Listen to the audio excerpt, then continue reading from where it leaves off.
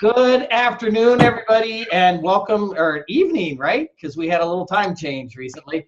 So, good evening, everybody, and welcome to week 10 in CA 121 Culinary Skills and Techniques. Chef Suzanne and I welcome you to another fine live session here at Escoffier.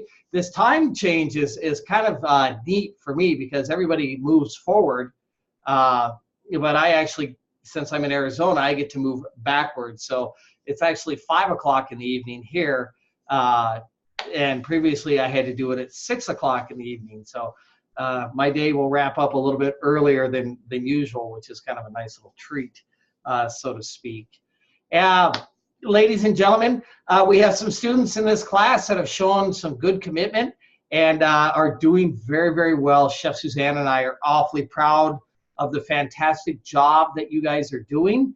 It's much appreciated, and it's very rewarding for us as instructors to be a part of that. However, there are some of you that do need a little assistance in the moving forward category. I want to make sure that everybody understands that if you do not make it through this class, this is the last time CA 121 will be offered. As a result, you will have to go back, re-enroll, and start the program from the beginning. Everybody needs to understand that Chef Suzanne and I are here to assist you and help you to get through this class. So whatever we can do, it is your responsibility to let us know. I've reached out to everybody that is not doing so well in this class on multiple occasions. And please remember that we are here to assist and help. And once again, hats off to everybody that's rocking the house, because there's quite a few of you. And that is awesome. And just remember, Chef Suzanne and I are in your corner. And moving on backwards to week 9. Week 9, everybody, we did roasted whole chickens, or there was an alternative if you do not like chicken, which would be just heartbreaking to Chef Suzanne. I know that would be horrible. Pan gravy, roasted seasonal vegetables. And then we also had a conversions knowledge check last week. How did everyone like the roasted chicken? Does anybody want to share that? Crystal, you always have good feedback. I liked it. How did your chicken come out? Really brown. Pretty brown? Nice Okay. and brown. It was very juicy. I Uh-huh. liked it. I put some rosemary. That was something new for me. I Okay. liked it. It gave it a different flavor. It Uh-huh. was good. And I did you, roasted. and instead of the brown, how did the GBD come out? Was it nice golden brown and delicious? Yeah, that's what I meant. I'm sorry. Okay. How did your family enjoy it? My husband's not of a chicken person, but he actually liked it a lot. Uh-huh. He got Good. second, so that surprised me. Okay, well, that's a positive thing. That's good news. What kind of sauce did you make? It was a white gravy. I used the same thingy from the chicken, the same fat from the chicken. Mm-hmm. It was just something simple, something my mom used to do. So Uh-huh. I whipped it up really quick and came out good. I actually got it to thicken up this time. Oh, nice. Good job. Good Yeah. job. We've mentioned this before, but sometimes you have to do a couple of things, some things a couple of times to master them and get good at them. And I've had to do that with a lot of different foods over my career. And so keep trying. That's really positive news. I'm glad to hear that. Yeah. Thank Yeah. you. Thank you for your feedback, Crystal. Uh, No problem. Deidre, did you have anything to share regarding your assignment from last week? Yes, mine actually had dark spots because my stove cooks uneven. So I had good GBD, but I also had some darker GBD in places. Oh, So wow. now I got to work on getting my stove. What do Uh-huh. they call it? Calibrated. Calibrated, right. Okay. Okay, what kind of sauce did you make?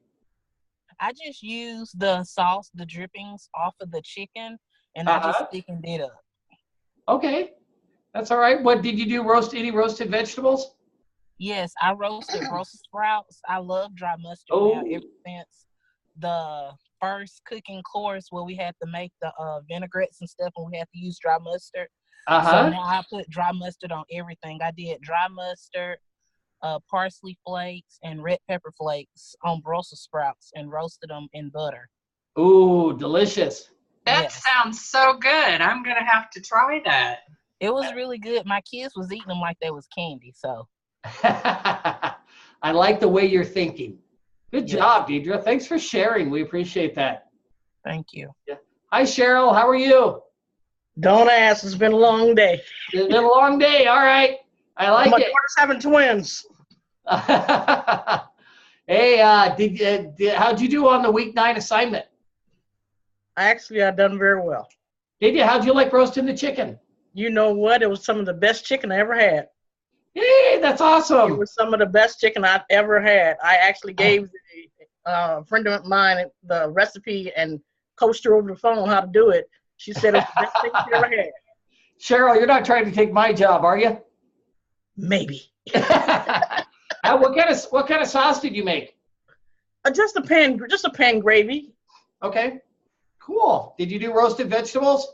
I roasted potatoes. Ooh, good job. Good job.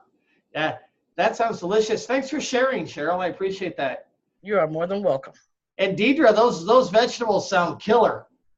Yeah, that's a great job on that. That is fantastic. Chef Suzanne, what's your feedback on week 9? Well, I am a little impartial to this particular week as a chicken fan. I did also roast chicken. I think it was Monday. I roasted a chicken. I did not do roasted veggies with it, but I did roast chicken, and it was delicious as always. I love roast chicken.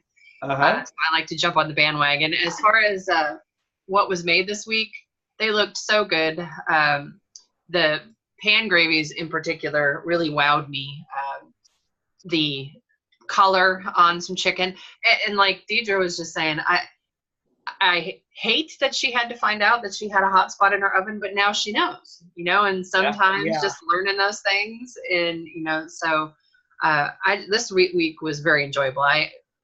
I'm a chicken fan, so I know they can do no wrong in my eyes this week because they did so good. Yeah, I love those. I love the Brussels sprouts, and I love the roasted chicken.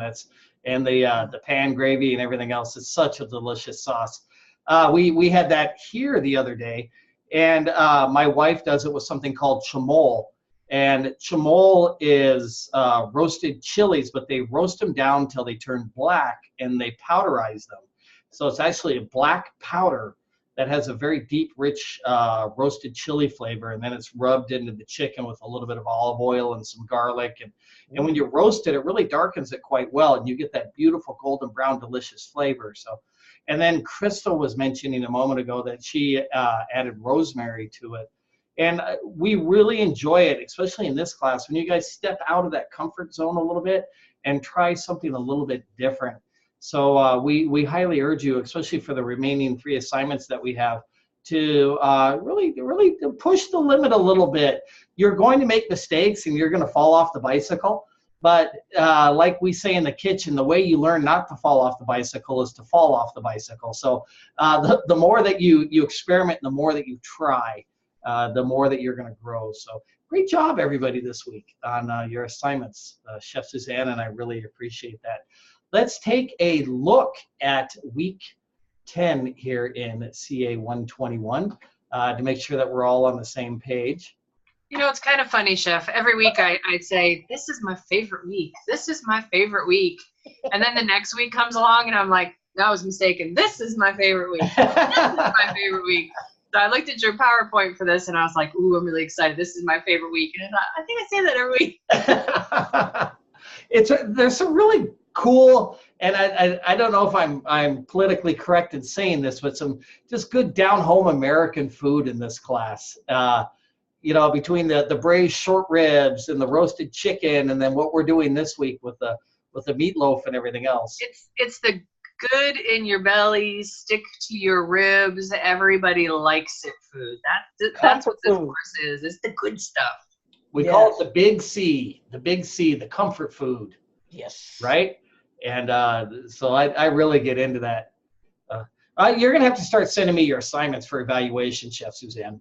You know, I meant to make a PowerPoint, and I told you I wasn't feeling very good today, so I didn't get it done. But I was all ready with my pictures of my chicken because I actually, for me, I went the other way. I didn't do real. Normally I put a lot of stuff on my chicken. Salt and pepper.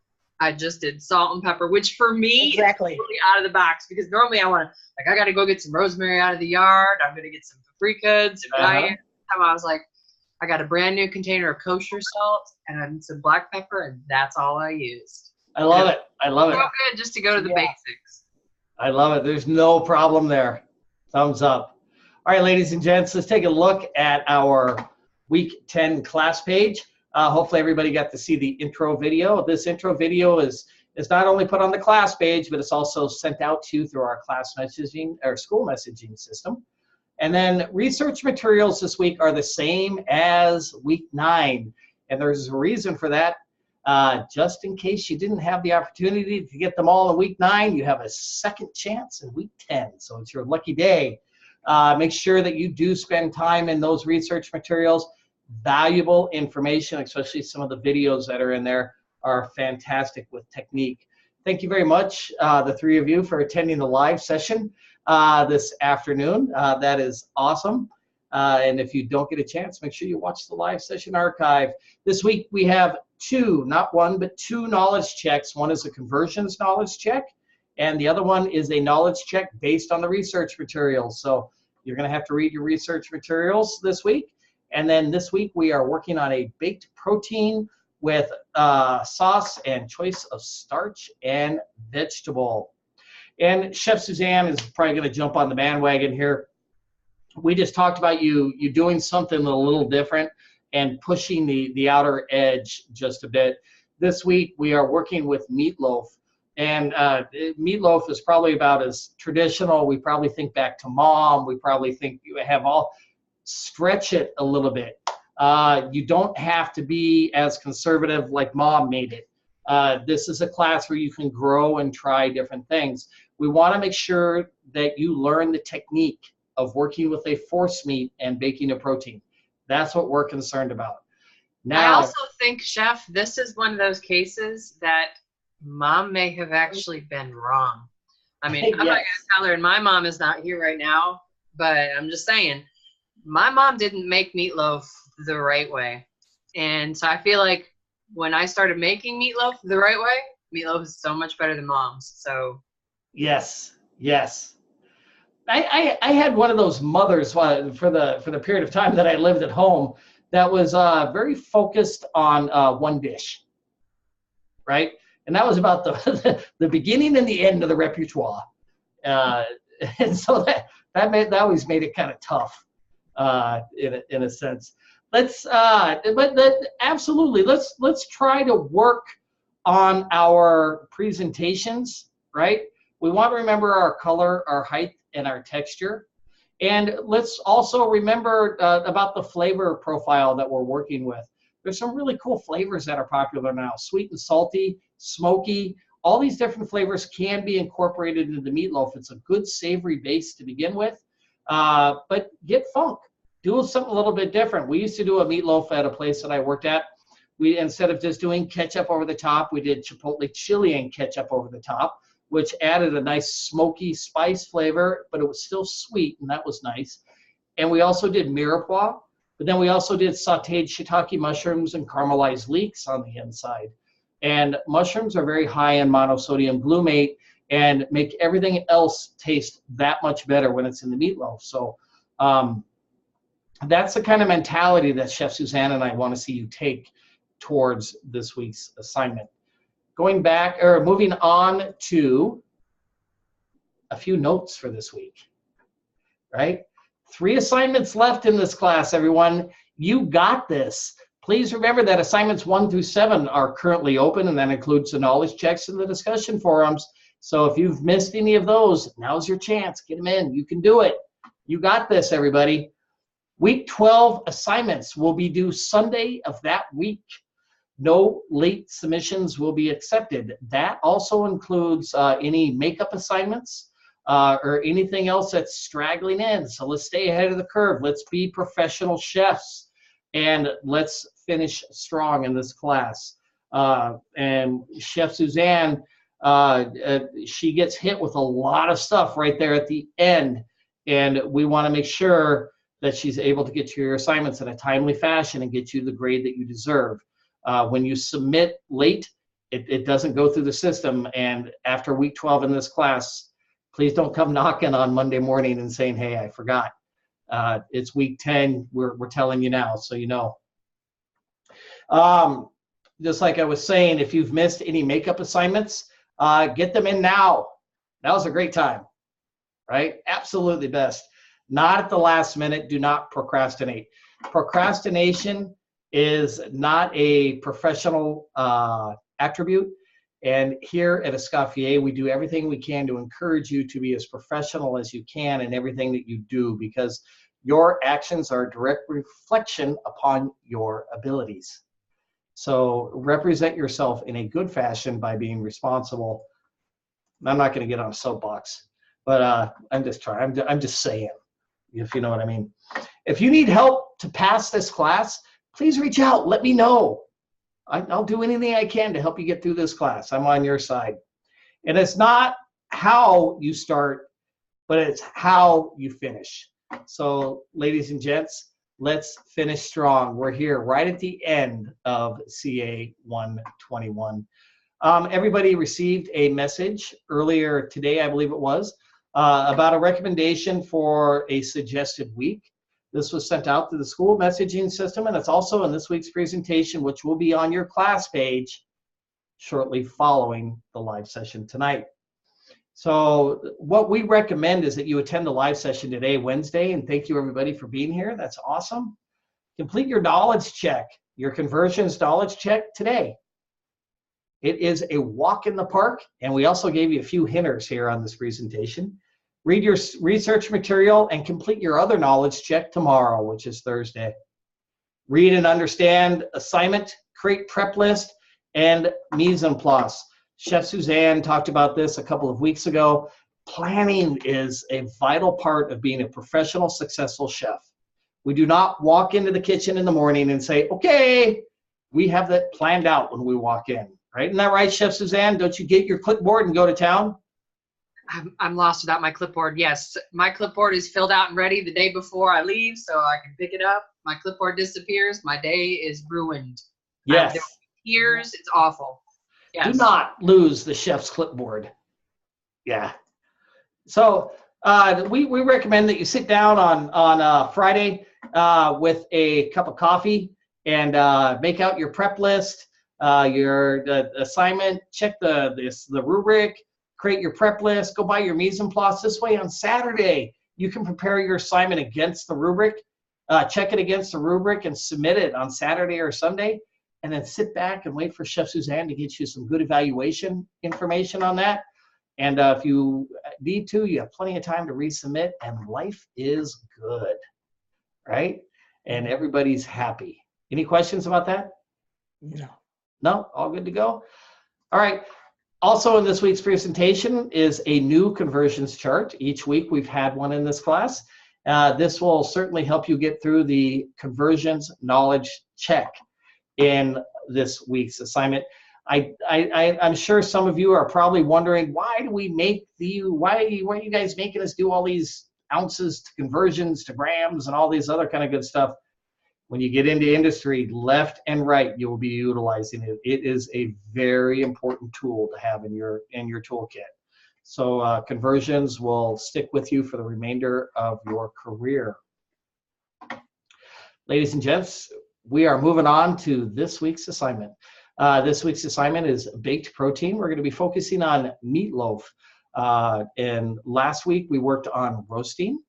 And the difference between roasting and baking is basically the way I think about it. If your product has structure, right? A turkey, a chicken, a prime rib, whatever it can hold itself, and you cook it, that is referred to as roasting.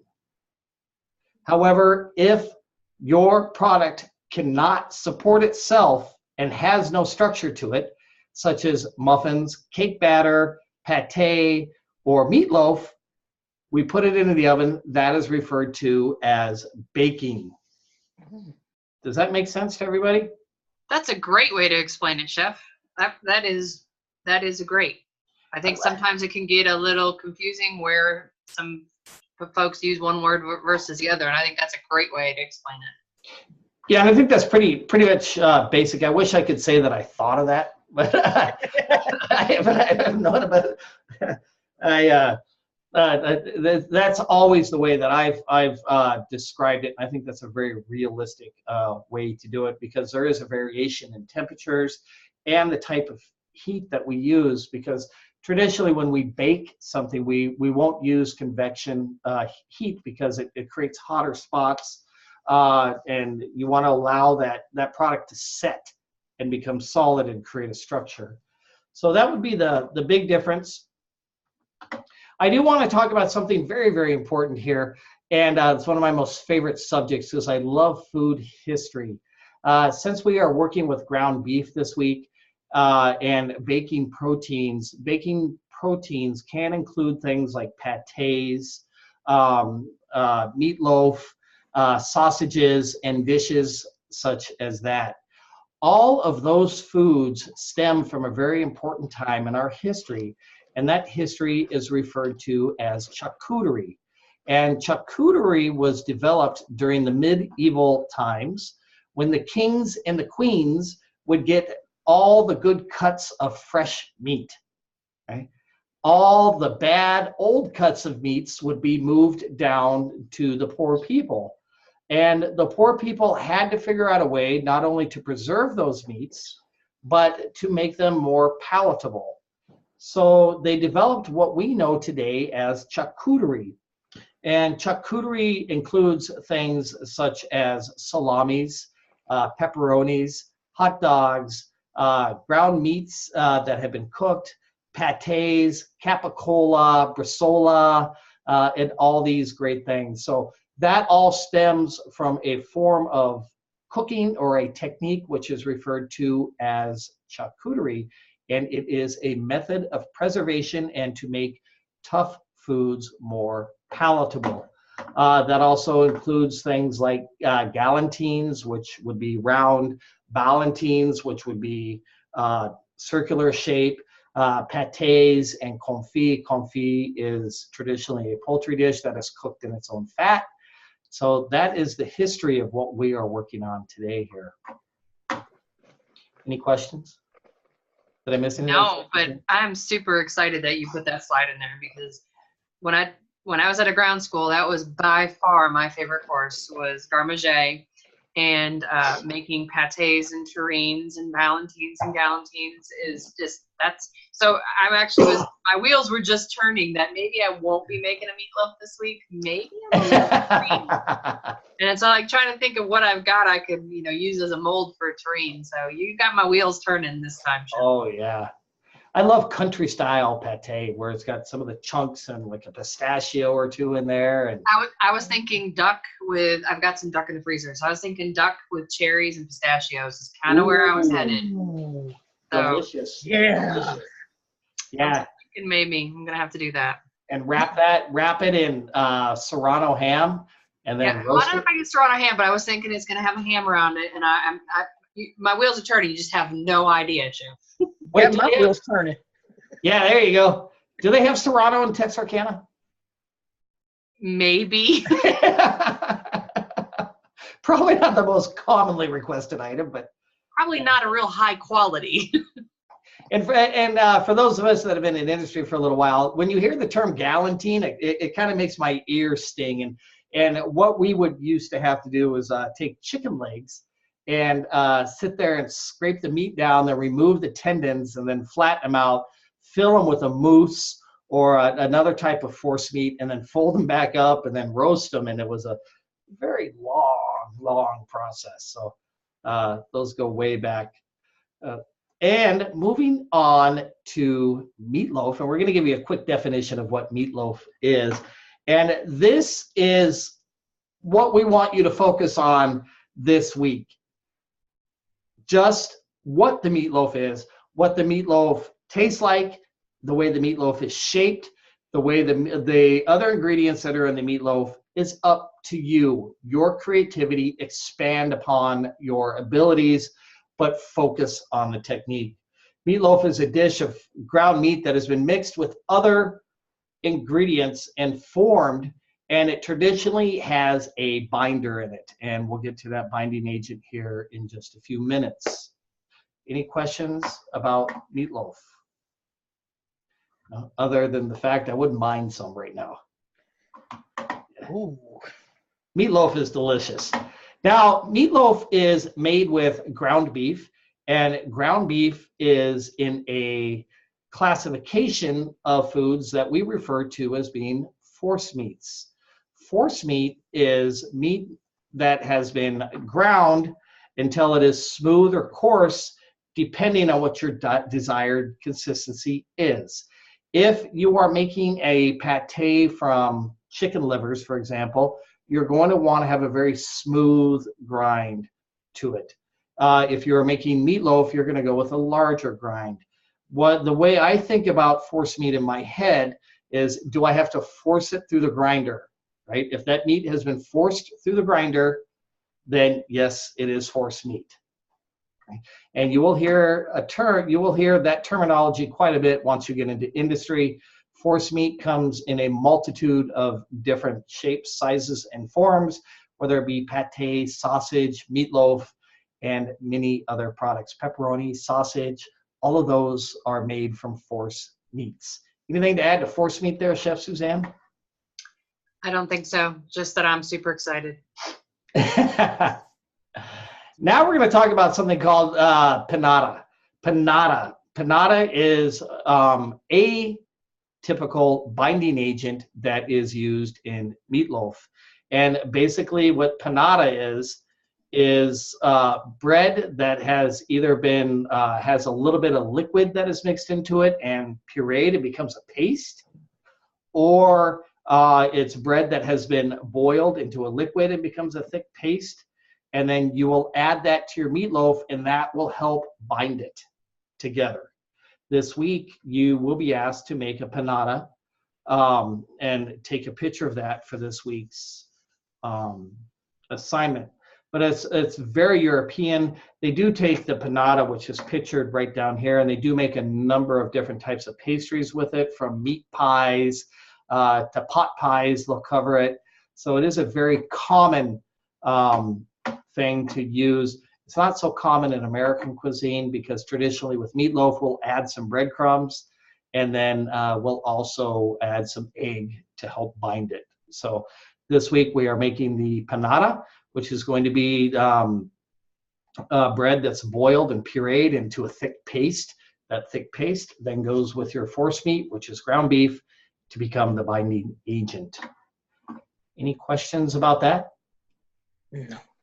No? I think that panada is where Mom got it wrong, because Mom always just threw in the dry breadcrumbs and Oatmeal. and oatmeal. Yeah. And not that there's anything wrong with that, but the texture is so much better when using a panada. It makes such a difference. So that's one of those things. Smoother. Yeah, it's you can use the same basic recipe that Mom used forever, but if you just change and put that panada in instead of those dried Italian breadcrumbs, the texture is so different, but it's good different. Yeah. It is. For me, it's a smoother.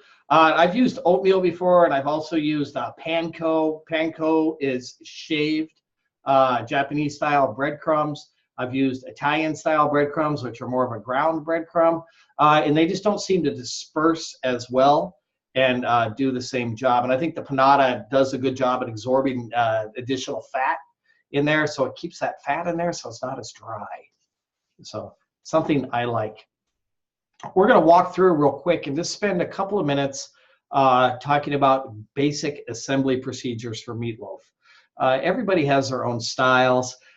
In industry, we do it a little bit different. We're going to take a look at some equipment that we use to prepare it, because when we do prepare meatloaf, you have to remember we'll probably do 40, 50 pounds of meat at a time versus at home where you're doing a 1 or a 2 pound package. So we need to get you ready for the professional environment.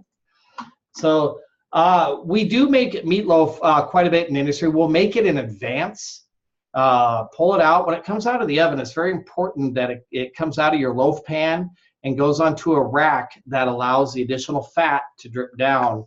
We'll traditionally discard that fat because it does have some ketchup flavors and other flavors that don't work out so well. Once it cools down, we'll slice it like bread, and those become our portions. We'll do 2 3-ounce slices per order, for example. And when we get an order, we'll either saute it, pop it into the oven, or put it onto a grill and give us a nice grill marks like a steak, and then top it with a sauce and serve it that way. But the assembly procedure for meatloaf, it's very, very important, like with any other dish, that before you begin actually cooking, to gather all of your mise en place, right? It's a hard habit to get into, but you'll be so thankful once you're in industry. There's nothing worse. We always call those guys that they start doing something, then they disappear to go get something else. They come back, then they disappear. We call those guys the ones that work out of the walk-in. And that's not good, right? Because footsteps cost money, cost time, and they also wear your legs out. So make one trip, right? Never walk around empty-handed in the kitchen. It's a bad thing. You're going to gather your mise en place, preferably in this recipe with your mirepoix, which I'm a big fan of in meatloaf. You don't have to add the mirepoix. We're just giving you the basic technique here. But definitely do a nice, consistent brunoise in that for your mirepoix. Chef Suzanne will be looking at that. If you do big chunks into your meatloaf, they're not going to cook consistently. They're not going to cook evenly, and the flavor is not going to be dispersed. I've worked with a lot of different chefs. Some say, "Oh yeah, let's saute that mirepoix before we add it to get some caramelization and open up the vegetable fibers a little bit," and that's perfectly fine if that's something you want to do. I like doing that. Or you can just add it in its raw state. You're going to combine all your ingredients, including your binding agent and your seasonings. Regardless of the recipe that you use, after you have combined all of your ingredients, always take a small portion of that meatloaf, that meat mixture, make it into a little patty, saute it, and then taste it, right? Because when it comes out of the oven, you're not going to be able to go back and readjust the seasonings. Right, So, right. Yep, and we don't want to encourage you to be tasting raw meat unless you're in a French kitchen somewhere. But, yeah, so make sure that after you do that, take that extra step. It's a couple of extra minutes just to taste it and adjust the seasoning on that.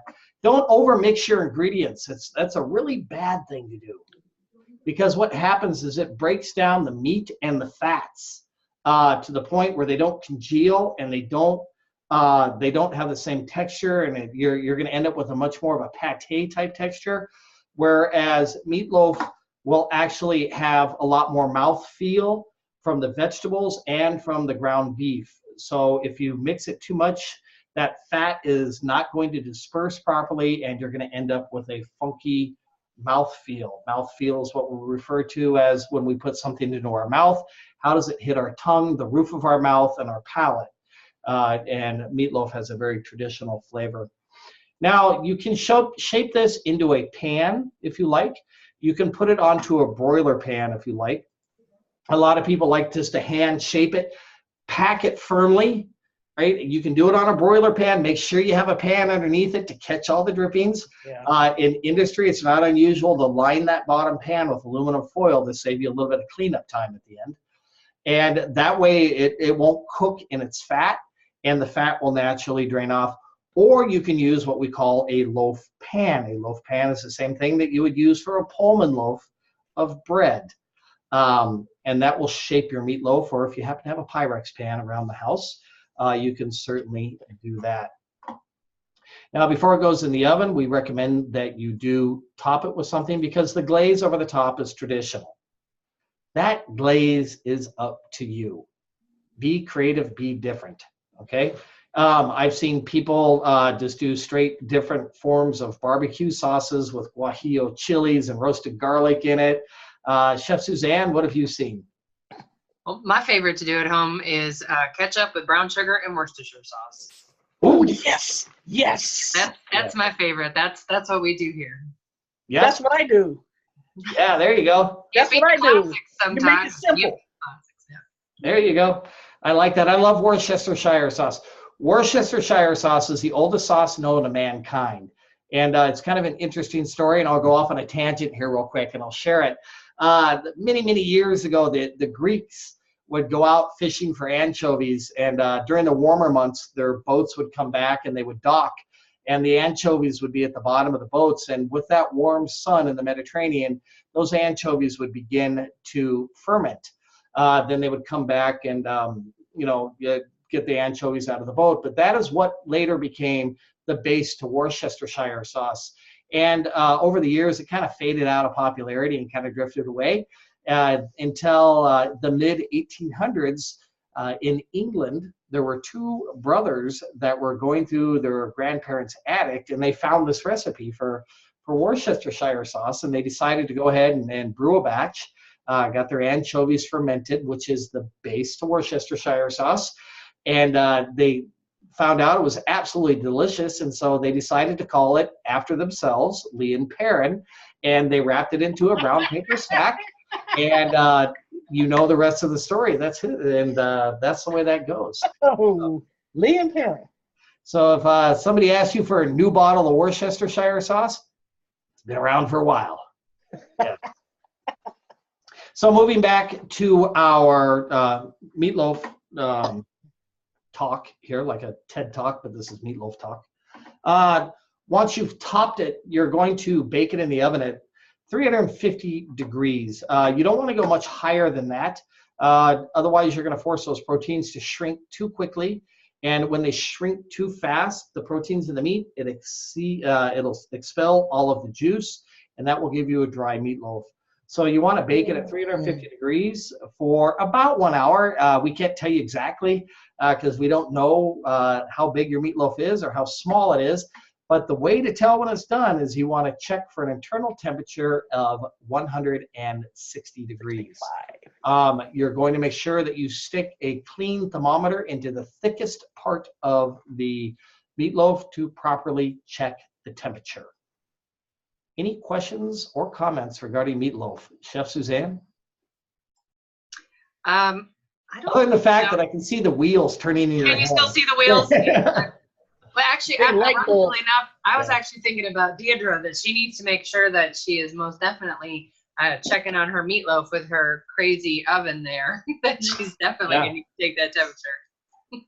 And what we do in industry, even though we do have high-tech ovens and everything else, we're constantly rotating that product in the oven. So we'll put what we use is a whole sheet pan of meatloafs. So we'll probably do 10 meatloafs at a time, put it in the oven, come back in a few minutes, pull that sheet pan out, turn it around, and put it back in, which allows us to compensate for any uneven heat that's in there, and will help you out quite a bit. So Deidre, we would recommend that you rotate during the cooking process, not yourself, but your food, and that will help out tremendously.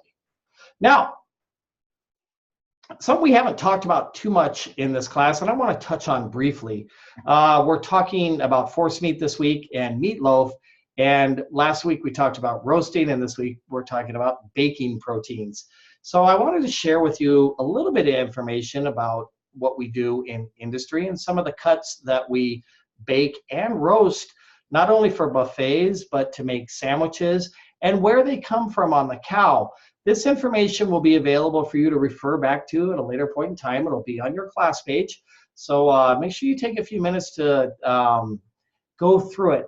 It's so fascinating when you can stand at a customer's table and explain not only the cut of meat, but where it comes from on the cow, and then, describe to them what a primal cut is versus a portion cut and everything else. It really helps you with your sales techniques.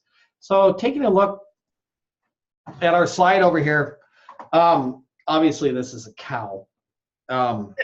Yeah. And up here, this is a top, it's actually inside top round, which comes from down in this area right over here. And this is what we will roast traditionally to make roast beef sandwiches, Philly steak sandwiches. We'll also cut this up to do beef stews, that type of thing. And then down here, and I'm sure Chef Suzanne has worked with a couple of these are steamship rounds, and they are kind of a nightmare. I've probably cooked 1,000 of them over the years for buffets and hotels. This piece of meat weighs anywhere between 50 and 70 pounds, depending on the size of the cow. They take an eternity to cook. We talk to you constantly here at Escoffier about getting your assignments in on time and being professional and staying ahead of the curve. The steamship round is the prime example. Should you as a chef forget to put the steamship round into the oven the night before your buffet, Yes. it's not going to happen if you decide to put it in the day of your buffet, because they will take 12 hours to cook. So professionalism in everything we do is very, very important. And then And an auto sham. in an Alto Sham, right? Alto Sham is named after one of my buddies who founded the company, and he actually spells his name backwards. His last name is Mays, M-A-A-H-S, and if you flip that around and you spell it backwards, it's Sham. His name is Tommy Sham, or Tommy Mays, and so that's where the name Alto Sham comes from. But and then the prime rib is one of my most favorite cuts. I'm really into ribeye steaks. I love them, and this is the whole ribeye here. This is called an export rib, is what it is, and this is what we will roast to make our prime rib in restaurants, or we will butcher it to make ribeye steaks, and it is fantastic. If you remove the cap, it then becomes a Delmonico steak. Absolutely delicious.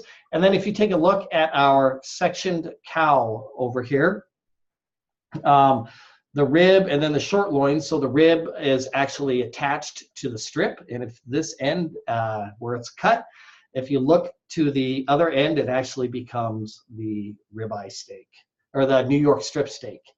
So that is a brief scenario on meat. Any questions? Chef, I'm not sure if you're freezing or if I'm freezing. I Cheryl? think I froze. We're all freezing. Okay, well, we're all freezing. All right, we all back now? We all good? Are we good? Uh-oh, now he is frozen again, isn't he? He No. is. Oh, there you are. Yeah, it was Okay. you, Chef. We totally lost you. Are we all good? Yeah, we are good now. We were a little concerned. If something happens, don't forget that this is going to be posted on the class page. So let me move back on to our slides here. We want to talk about the difference between larding and barding. And barding is very applicable to this week's assignment with the meatloaf. Chef Suzanne and I were just kind of talking about that with the Serrano ham, or the ham. And that is a technique that we do quite a bit in the restaurant industry. You hear quite a bit about larding. Larding is where you stick a long needle, and that needle is filled with a fat, and you inject that fat into a drier piece of meat. A drier piece of meat can be defined as a turkey breast. Certain cuts of pork are fantastic when they're larded, because it'll make the meat much more moist. And so this is an example of a larding needle. And then barding is the application of fat to the exterior of a product before baking it. And in meatloaf, it is quite common to wrap that meatloaf in bacon. Pancetta, which is pork belly that's been done with wine and cracked black pepper and rolled. I love slicing that and then laying it out over the top of the meatloaf, which adds absolutely fantastic flavor. Prosciutto di Parma also acts fantastic. And then also different types of fat also work well. I know stomach lining tripe is used quite frequently because it helps hold. Starting to sound like a cyclone. Oh, Yep. yeah, you're breaking up pretty bad here, Chef. Uh-oh. Oh, there you are again. Yeah, you're breaking up pretty bad here all of a sudden. Uh-oh. Am I back? You are back. You are back. Okay. I'm back. We're almost done here. Let me know if I fade out again. I will. I will hopefully be able to take over if your screen is up. I'll talk without you. My wife has been trying to get me to fade out for a long time. She'd love this. Yeah. She could celebrate. He shut up. Okay. So can you guys hear me? Nope. Nope. Nope. He's gone again. Go All and right. get it, girl. I know, right? Okay, let's see. Oh, there you are. You're back, Chef. Okay. Hey, I'm back. So I know that what is the next slide is talking about ground beefs. No. Yeah, I was So going to larding and barding we just talked about. Yep. So Chef was also going to talk a little bit about the different types of ground beef Uh-huh. as far as I think I might be able to share my screen. I'm going to try. Okay. Is that with the fat ratio, like 80-20? Yes, ma'am. Look at you. Cheryl knows her stuff, right? So you've got the different mixtures, and that's important when you are making any kind of force meat, whether you're making a meatloaf or whether you're making a pate or terrine. That ratio of fat is actually very important. So while things like turkey meatloaf are great health-wise, they do taste a little. Okay, can you see my page? I see you. Awesome. All right. So he found a really nice picture here. And I know we had talked about the hotel pans before. And so this actually has some pictures where you can see you're looking at a 600 or 6-inch pan here, a full hotel pan, and then just the different ratios and fractions, the full, the half, the third, the sixth, the ninth pans. I remember. Isn't that great stuff? So Yes. those are the kind of things that definitely come with seeing them over and over again, and then you just automatically, get into those. And then I know that Chef was going to talk about this week's assignment. Chef, are you back? Kind of. No.